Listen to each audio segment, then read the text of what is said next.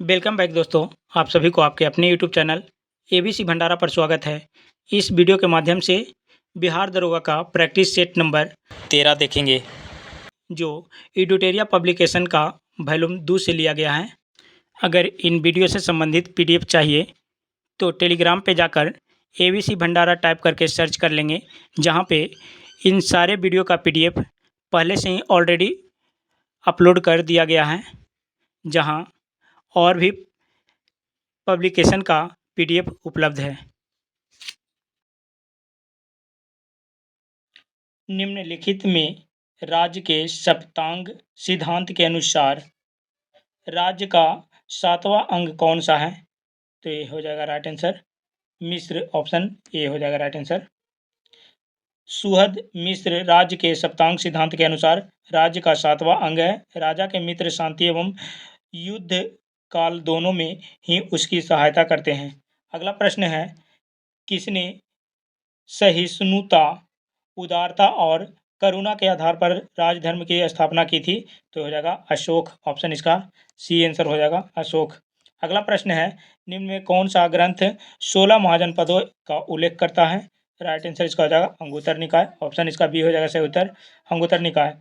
Next प्रश्न है, उदयन वासवदत्ता की दंत कथा किससे संबंधित है? राइट आंसर इसका हो जाएगा उज्जैन से, ऑप्शन इसका ए हो जाएगा राइट आंसर उज्जैन। अगला प्रश्न है, मंगोल आक्रमणकारी चंगेज खां भारत की उत्तर पश्चिमी सीमा पर निम्न में किसके समय आया था?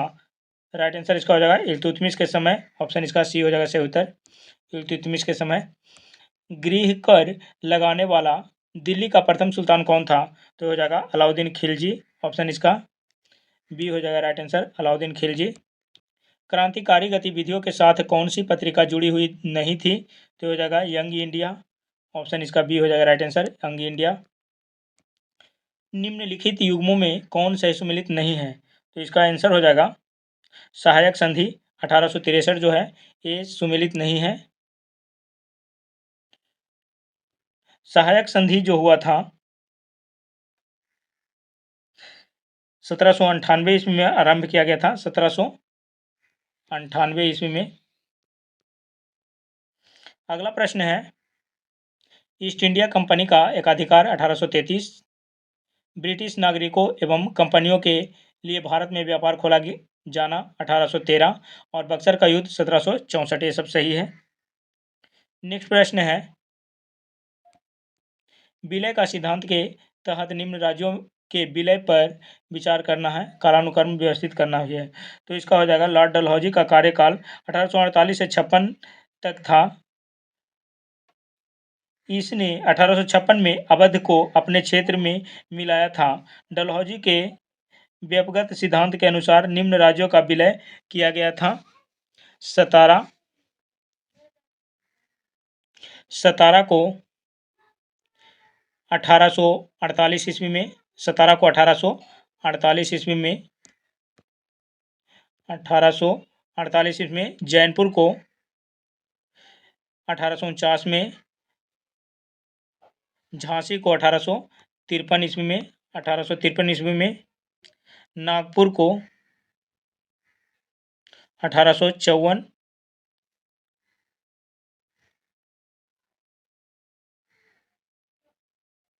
बघाट को 1850 में,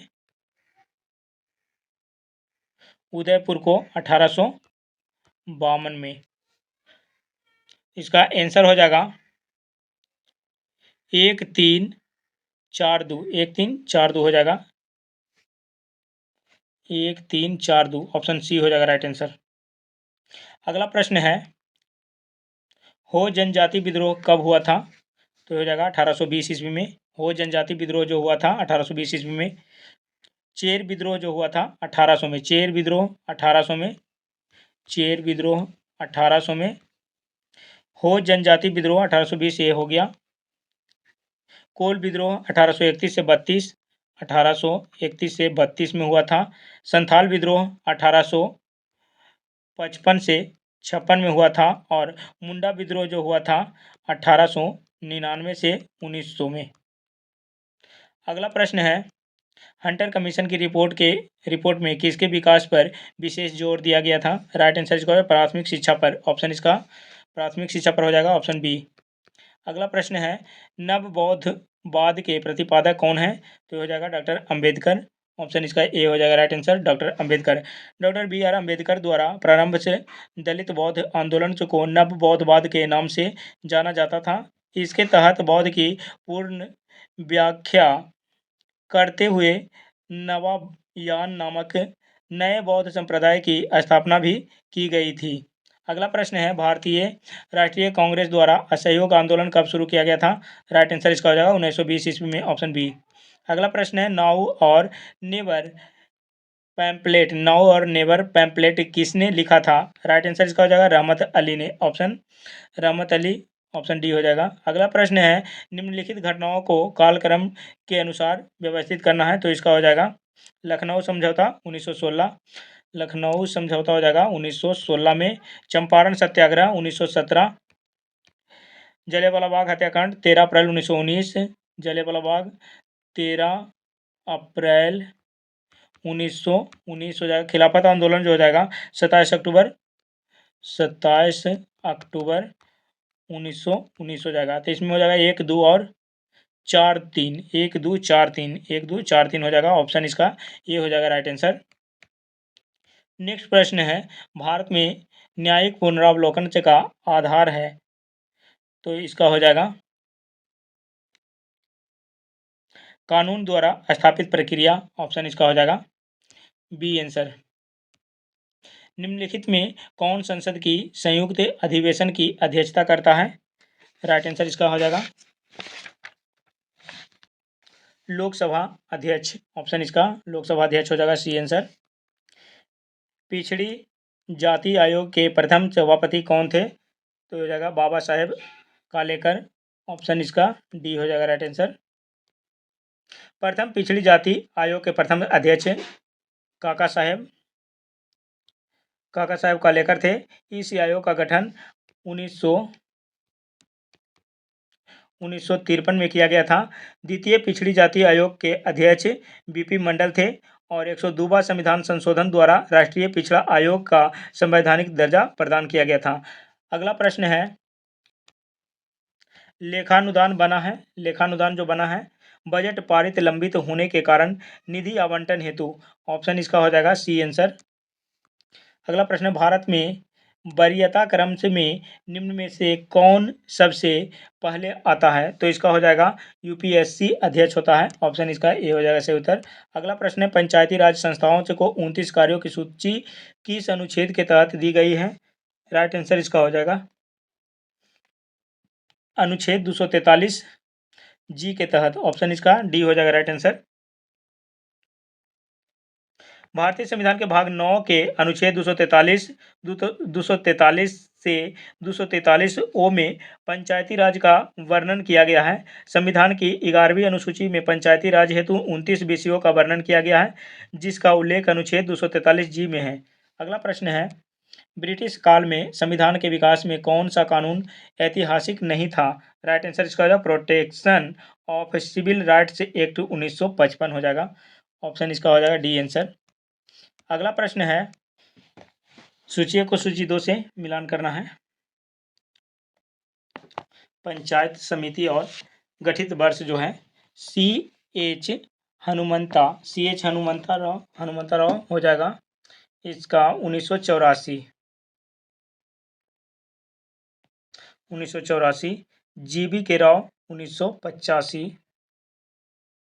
अशोक मेहता 1978। एल एम सिंधवी जो हो जाएंगे 1986। एल एम सिंधवी 1986 हो जाएगा। बलवंत राय मेहता हो जाएगा 1957। कूट में इसका आंसर जो हो जाएगा डी हो जाएगा। अगला प्रश्न है, सरकार की संसदीय व्यवस्था के विषय में निम्न में से कौन सा वक्तव्य सही है? राइट आंसर इसका हो जाएगा विधायिका विधानसभा के प्रति जवाबदेह है। ऑप्शन इसका ए हो जाएगा राइट आंसर।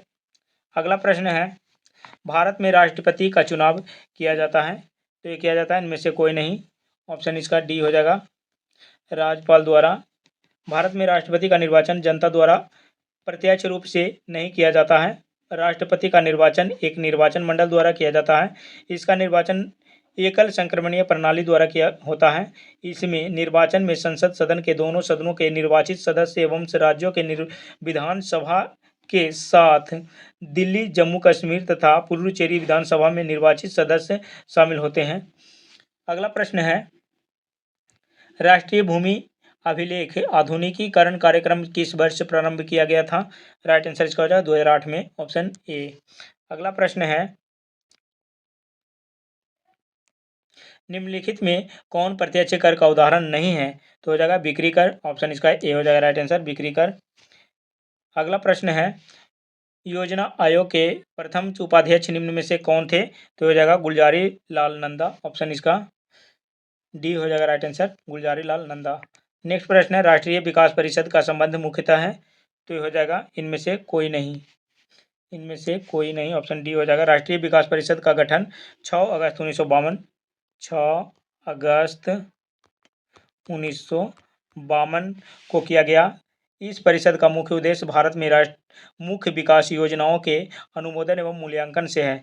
अगला प्रश्न है, निम्न में किस मुद्रा को बृहद मुद्रा के नाम से जाना जाता है? राइट आंसर इसका है M3। ऑप्शन सी हो जाएगा सही उत्तर। भारत के किस राज्य में विश्व का सबसे बड़ा थोरियम का भंडार है? तो हो जाएगा केरल में। ऑप्शन इसका ए हो जाएगा राइट आंसर, केरल। निम्न में कौन सी एक हिमालयी वनस्पति की जाति नहीं है? तो ये हो जाएगा महोगनी। ऑप्शन इसका बी आंसर हो जाएगा, महोगनी। आचरण कमार बायोस्फीयर रिजर्व से किस राज्य में स्थित है? सही उत्तर इसका हो जाएगा, ये छत्तीसगढ़ में है। ऑप्शन इसका ए हो जाएगा सही उत्तर।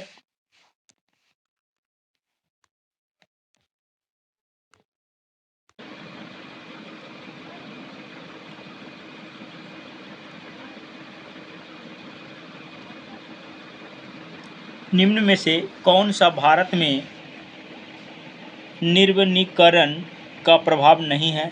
तो इसका हो जाएगा नगरीकरण। ऑप्शन इसका बी हो जाएगा राइट आंसर, नगरीकरण।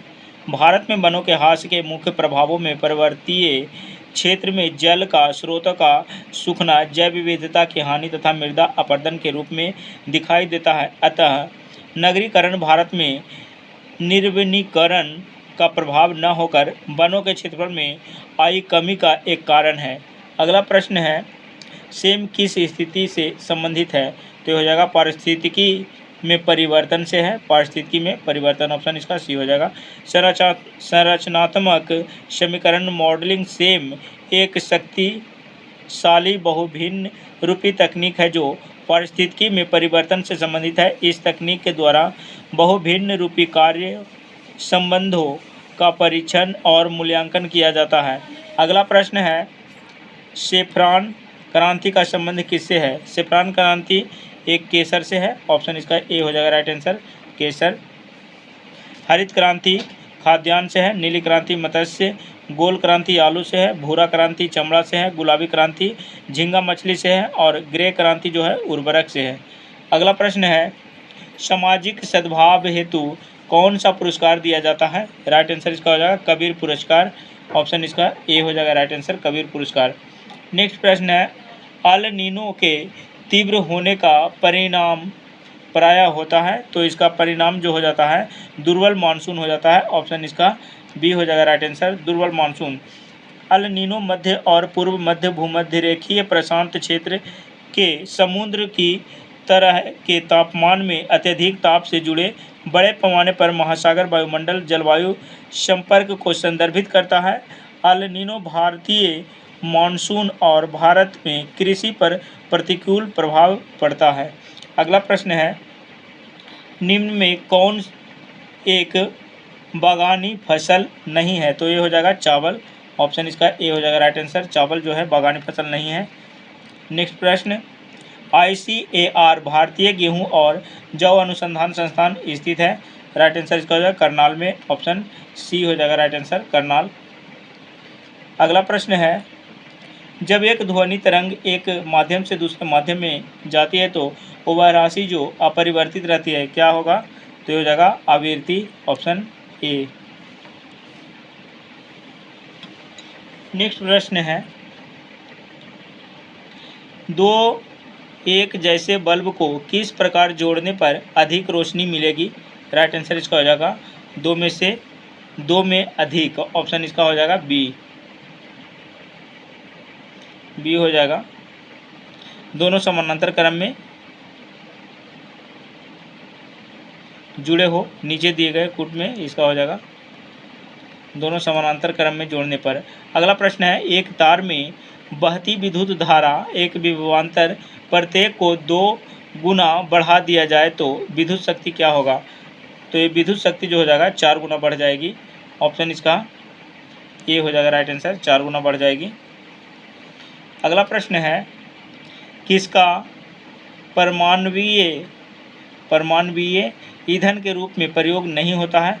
तो हो जाएगा लेड तथा हीलियम का, ऑप्शन डी। अगला प्रश्न है, निम्न में से किसने लेजर का आविष्कार किया? तो इसका हो जाएगा थियोडोर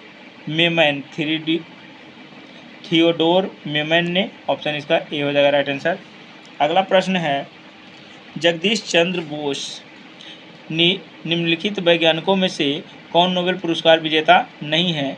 तो ये जो हो जाएगा जगदीश चंद्र बोस जो है ये नोबेल पुरस्कार विजेता नहीं है। हरगोविंद खुराना को 1968 ईस्वी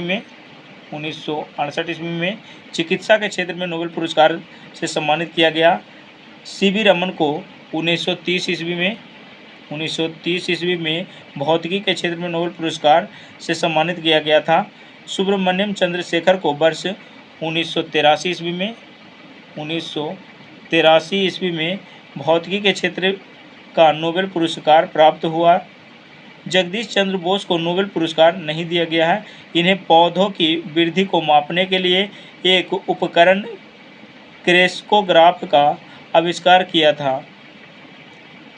अगला प्रश्न है, राष्ट्रीय रासायनिक प्रयोगशाला अवस्थित है? तो ये हो जाएगा पुणे में, ऑप्शन इसका सी हो जाएगा राइट आंसर। राष्ट्रीय रासायनिक प्रयोगशाला की स्थापना 6 अप्रैल 1947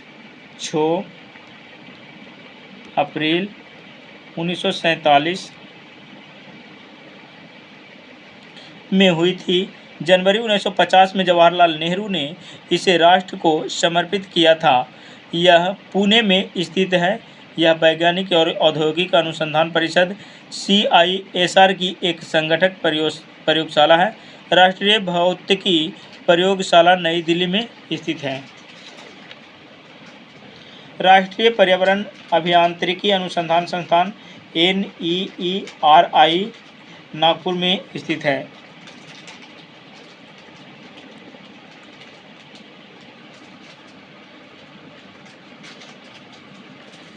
निम्नलिखित में से कौन किसी जल निकाय में घनत्व प्रवणता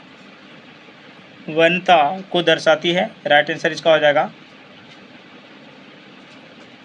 फिक्नोक्लाइन हो जाएगा, ऑप्शन इसका सी हो जाएगा राइट आंसर।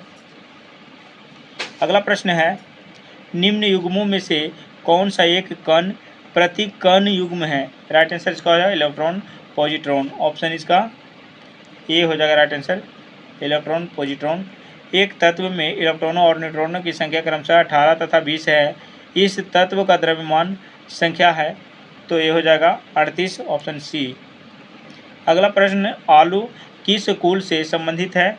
तो ये हो जाएगा सोलेनेसी कुल से है, सोलेनेसी, ऑप्शन इसका ए हो जाएगा।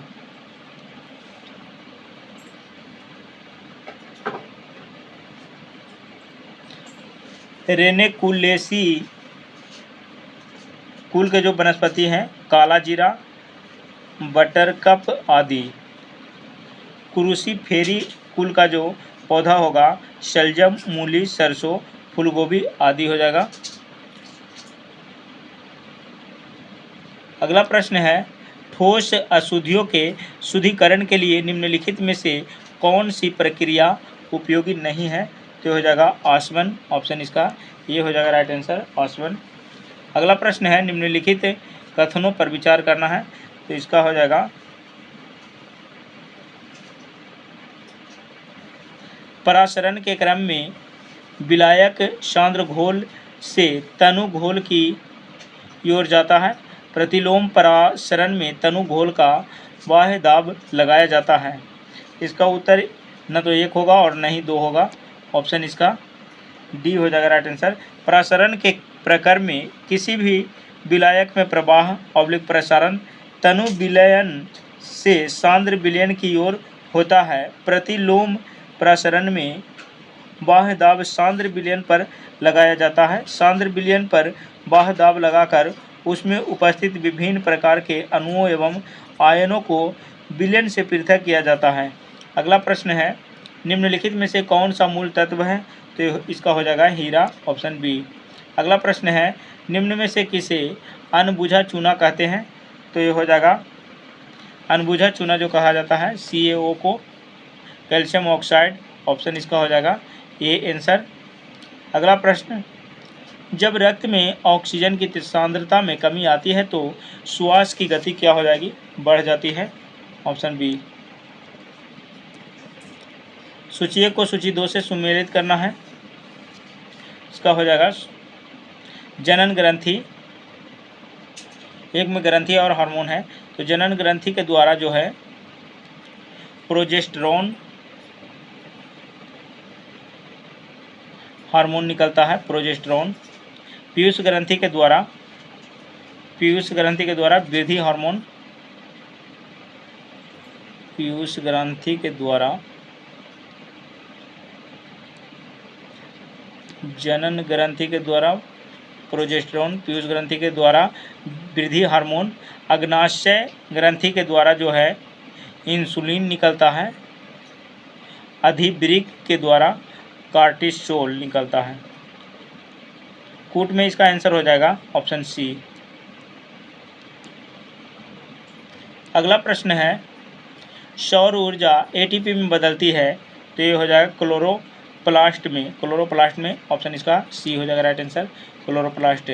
जीवन चक्र की दृष्टि से पौधे का सबसे महत्वपूर्ण अंग है, पौधे का सबसे महत्वपूर्ण अंग जो है पुष्प होता है, ऑप्शन ए। अगला प्रश्न है, टाइफाइड तथा कॉलरा रोग होता है जीवाणु द्वारा, ऑप्शन इसका ये हो जाएगा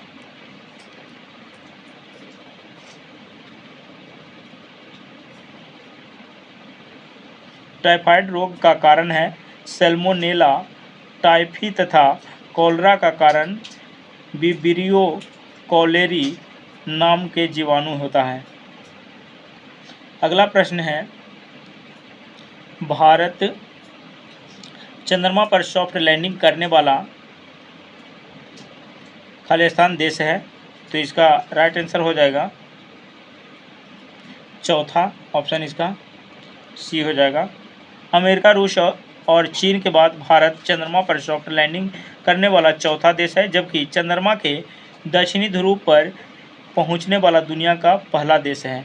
नेक्स्ट प्रश्न है, भारत के पहले भारतीय वायुसेना IAF विरासत केंद्र का उद्घाटन कहाँ किया गया? राइट आंसर इसका हो जाएगा चंडीगढ़, ऑप्शन बी, चंडीगढ़ में, ऑप्शन बी हो जाएगा। अगला प्रश्न है, प्रत्येक वर्ष 19 जून को राष्ट्रीय वाचन दिवस किस व्यक्तित्व के श्रद्धांजलि के रूप में मनाया जाता है? राइट आंसर इसका हो जाएगा पुथुवल्लीवैल नारायण पनिकर के, ऑप्शन इसका हो जाएगा ए आंसर। राष्ट्रीय वाचन दिवस केरल के प्रसिद्ध शिक्षक पुथुवल्ली नारायण पनिकर के श्रद्धांजलि के रूप में प्रत्येक वर्ष 19 जून को मनाया जाता है। इन्हें केरल में पुस्तकालय आंदोलन के जनक के रूप में भी जाना जाता है, पुस्तकालय आंदोलन के जनक के रूप में जाना जाता है। अगला प्रश्न है, पुरुष हॉकी विश्व कप 2023 का खिताब किस देश की टीम ने जीत लिया? राइट आंसर इसका हो जाएगा जर्मनी, ऑप्शन डी। पुरुष हॉकी विश्व कप 2023 का फाइनल मुकाबला भुवनेश्वर के कलिंग स्टेडियम में जर्मनी और बेल्जियम के बीच हुआ, जिसमें जर्मनी ने बेल्जियम को पेनल्टी शूट आउट में हराकर वर्ल्ड कप का खिताब जीत लिया है। पुरुष हॉकी विश्व कप 2023 हॉकी विश्व कप का 15वां संस्करण है। अगला प्रश्न है, इथेनॉल प्रमोशन पॉलिसी लागू करने वाला देश का पहला राज्य कौन बन गया है? तो ये हो जाएगा बिहार। ऑप्शन इसका डी हो जाएगा right answer. Ethanol promotion policy लागू करने वाला देश का पहला राज्य बिहार है। इसी नीति के तहत बिहार राज्य में गन्ना के अलावा मक्का, टूटे हुए चावल और सड़े हुए अनाज से इथेनॉल का उत्पादन किया जाएगा। इथेनॉल एक प्रकार का एल्कोहल है। अगला प्रश्न है, विश्व का पहला प्लेटिपस अभयारण्य प्लेटिपस सेंचुरी किस देश में बनाया गया है? राइट आंसर इसका हो जाएगा ऑस्ट्रेलिया में। ऑप्शन इसका सी हो जाएगा सही उत्तर। ऑस्ट्रेलिया में प्लेटिपस की लुप्त हो रही प्रजातियों के प्रजनन और पुनर्वास को बढ़ावा देने के उद्देश्य से विश्व का पहला प्लेटिपस अभयारण्य बनाया गया है। ऑस्ट्रेलिया को प्यासी भूमि का देश भी कहा जाता है। ऑस्ट्रेलिया को प्यासी भूमि का देश कहा जाता है। भारत सरकार द्वारा सबके लिए आवास मुहैया कराने का लक्ष्य कब तक रखा गया है? तो इसका राइट आंसर हो जाएगा 2024 तक का। ऑप्शन इसका बी हो जाएगा right answer.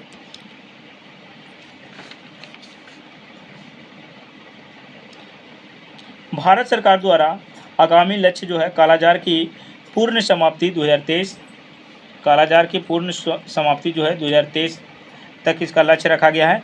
Digital radio launch 2024 तक का।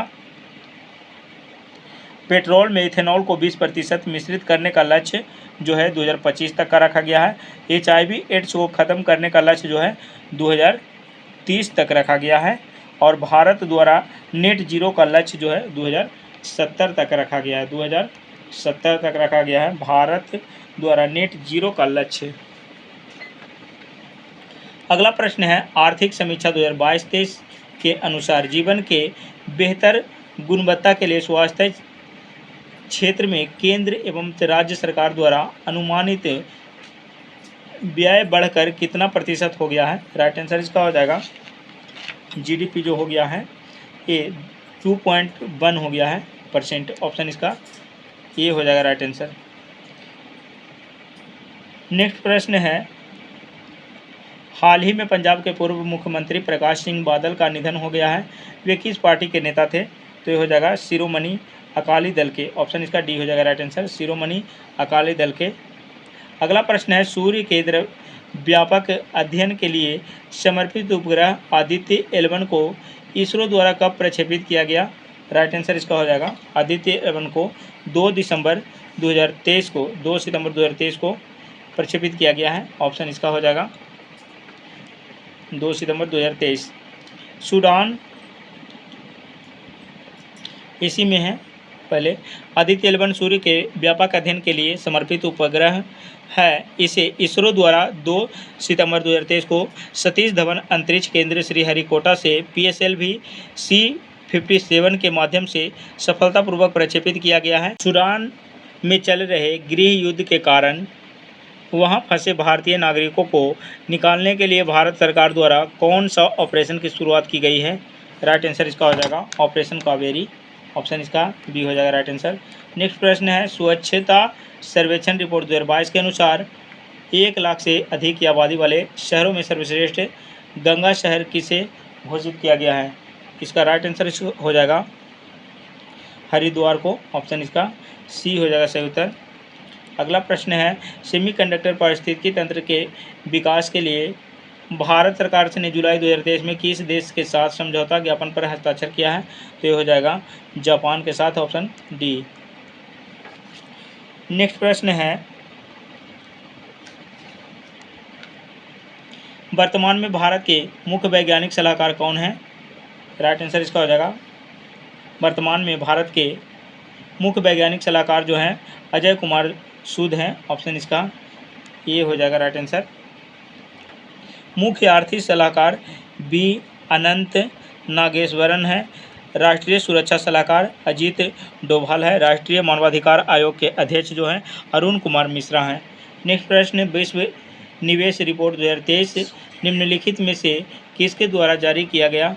राइट आंसर इसका हो जाएगा UNCTAD के द्वारा। ऑप्शन इसका ये आंसर हो जाएगा। नेक्स्ट प्रश्न है, भारत वन स्थिति रिपोर्ट 2021 के अनुसार देश में कुल मैंग्रोव कच्छ वन कितना वर्ग किलोमीटर है? राइट आंसर इसका हो जाएगा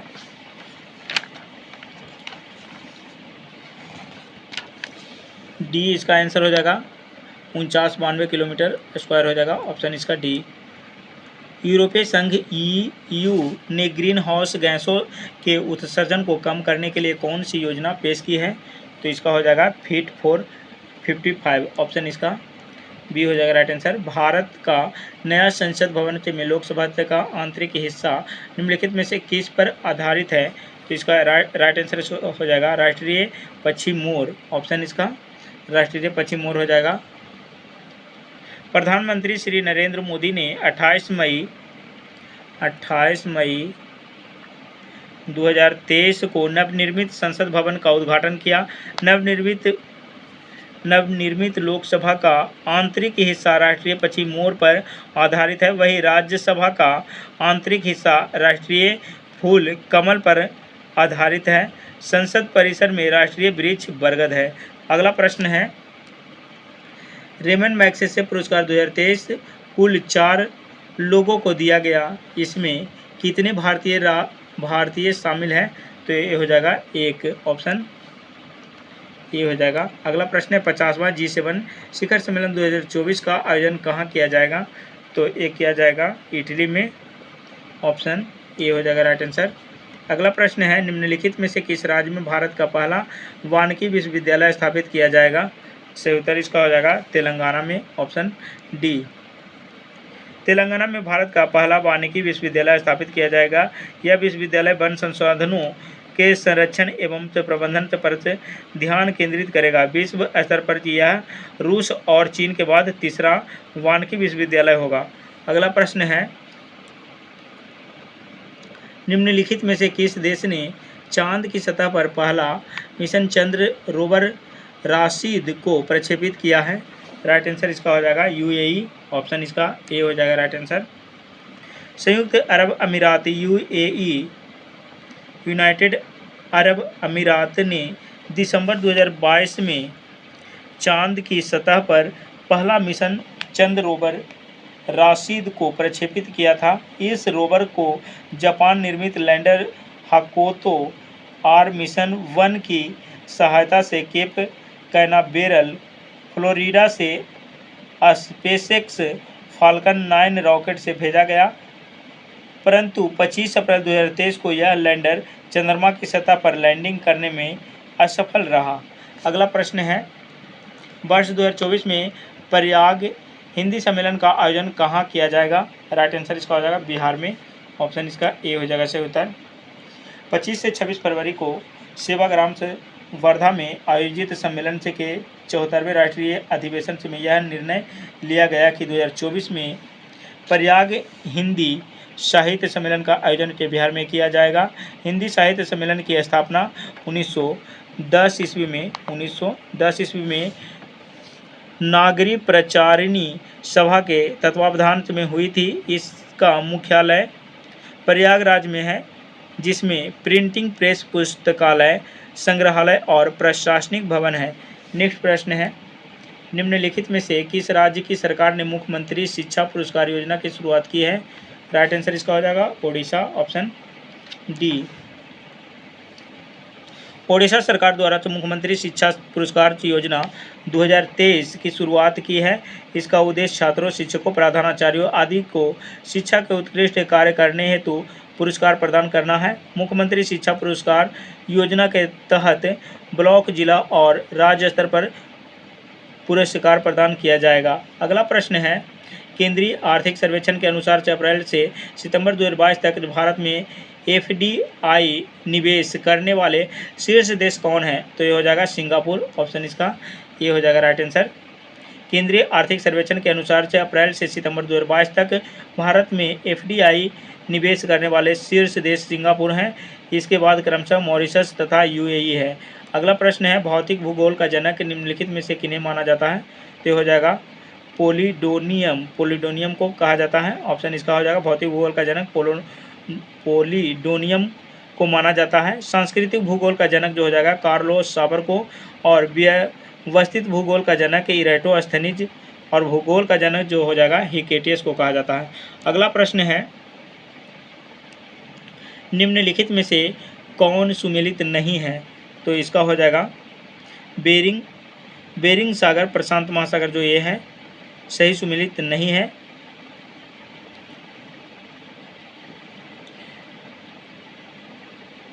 बेरिंग सागर प्रशांत महासागर जलडमरू मध्य जलमार्ग का वह चैनल है जो दो बड़े निकायों को जोड़ता है। बेरिंग जलडमरू मध्य बेरिंग सागर तथा अटलांटिक महासागर को जोड़ती है। अगला प्रश्न है,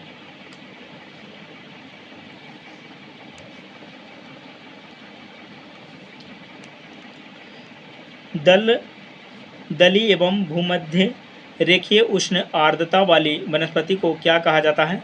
राइट आंसर इसका हाइग्रोफाइट कहा जाता है। हाइग्रोफाइट ऑप्शन इसका सी हो जाएगा सही उत्तर। अगला प्रश्न है, सूची 1 को सूची 2 से मिलान करना है।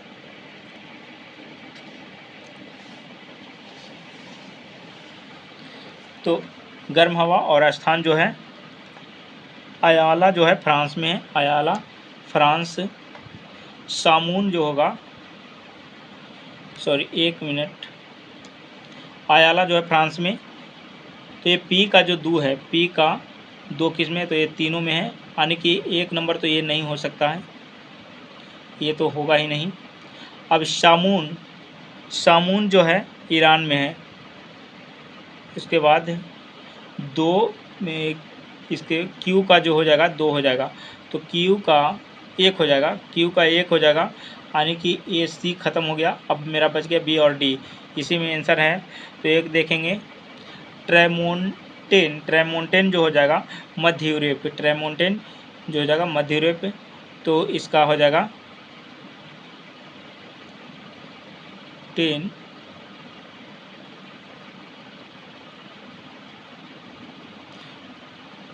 यहाँ मिल रहा है, यानी कि हमारा आंसर डी हो जाएगा।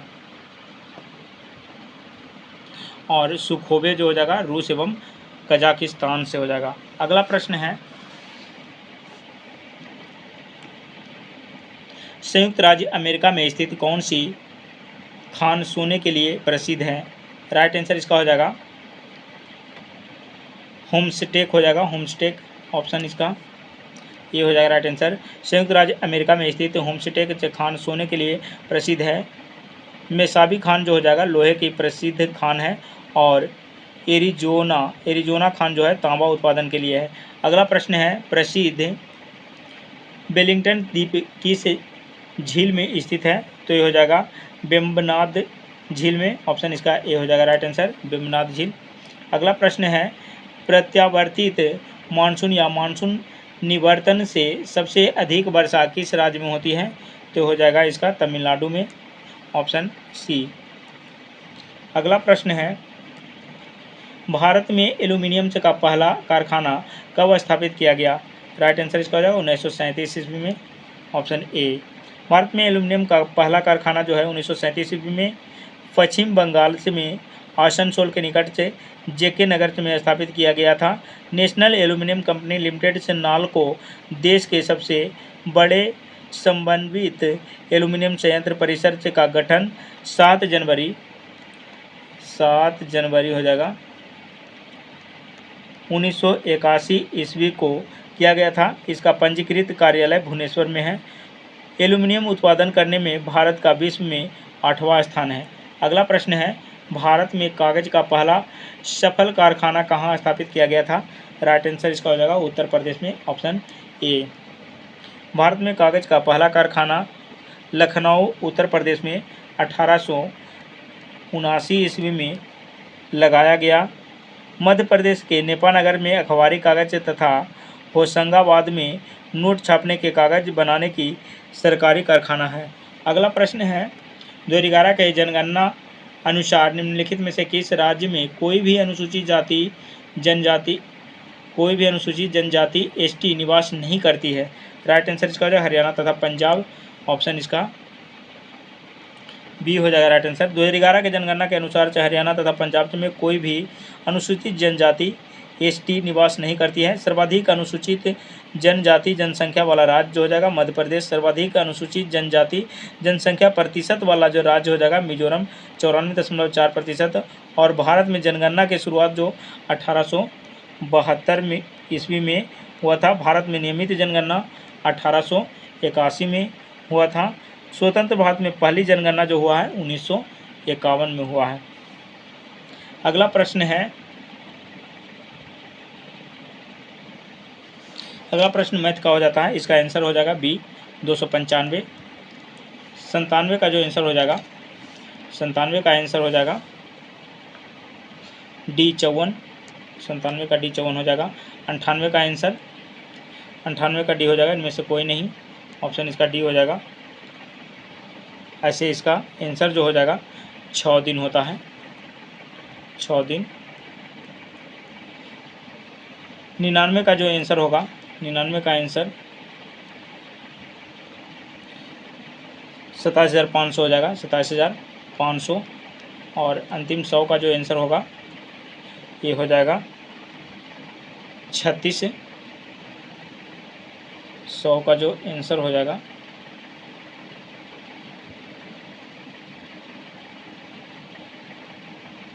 ये हो जाएगा इसका 10।